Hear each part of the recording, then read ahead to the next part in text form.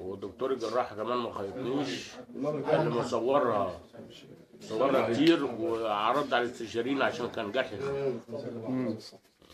بسم الله الرحمن الرحيم. صبري محمد عمير، امام وخطيب من ميت عفيف مركز اللغه. المشكله بقى بتاع الكلاب الضاله دي، انتوا عايشينها ازاي؟ احنا بنعاني اشد المعاناه من الكلاب الضاله، وكان في زمان بينزل واحد من المركز يضرب الكلاب ديت وبيخلصنا منها.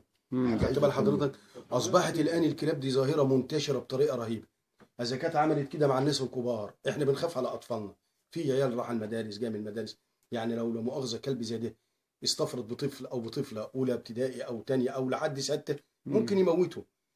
احنا مش عايزين نسمع بقول حقوق الحيوان والمحافظه على الحيوان. لو صاحبه ربطه على باب بيته للحراسه ومحافظ عليه وانا اعتدى عليه، ابقى انا راجل معتدي. انما الحيوان الضال اللي في الشارع اللي ملوش صاحب ده، ولا مؤاخذه عمال ياكل في القمامه وفي الزباله وياكل هنا وهنا ويعض في الناس، ده بيبقى عباره عن مخزون وباء ومخزون ميكروبات ماشي.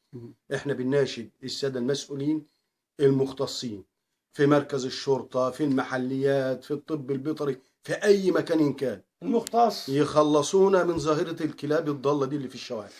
تمام حضرتك. حاج برضو عرفني بنفسك وتقول لي برضو الموضوع ده. حمد عبد الرحمن الفقي، مقيم شعائر مسجد العفيف في ابنة عفيف. هذه الكلاب الضاله ديت نهت على كل حاجه. يا جدع ده بياخدوا الشباشب وبياخدوا الجزم، بياخدوا كل حاجه والله العظيم.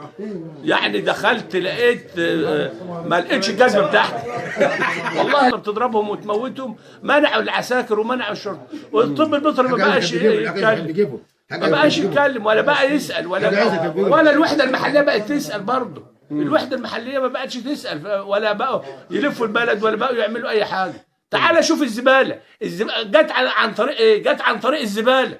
جت عن طريق الزباله. كل واحد بيرمي زبالته في الشارع، اللي عنده لحمه واللي عنده عظم واللي عنده زفت بيرمي فيها، بيرمي من الحاجات دي. مشيت في البلد من الحاجات دي.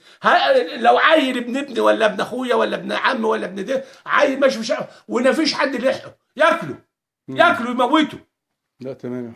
مفيش. تمام حاج. مفيش خالص. حضرتك المشكله عندك ماشي يا باشا. ياسر عبد العزيز حسن، ماشي، شغال في المعهد الديني، وانا ساكن بجوار الجمعيه الشرعيه، وقدامي فرنه، ماشي. المكان اللي جنب مني ده يعتبر مقلب زباله. ماشي، يعني قدام الجمعيه الفرنه مقلب زباله. انا عن نفسي من حوالي 20 يوم نزلت لقيت الاطفال مسروعه من العياط وبتاع، لقيت الكلاب بتجري وراها. فانا اشتكيت مره واثنين للمجلس والوحده البيطريه على اساس الكلاب دي تنتهي من البلد. يقول لك احنا لا ما معناش امر بالكلام ده.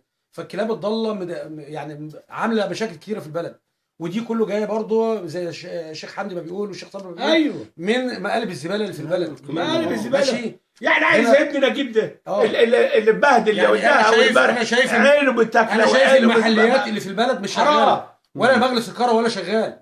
يعني يجي يتفرج اوري له بعينه مقلب الزباله اللي جنب فرن عيش. ماشي. انت لو الست بتاعتك ولا الست بتاعتي راح اجيب عيش، بتشوف الكلب بترجع ما تاخدش العيش بتاعها.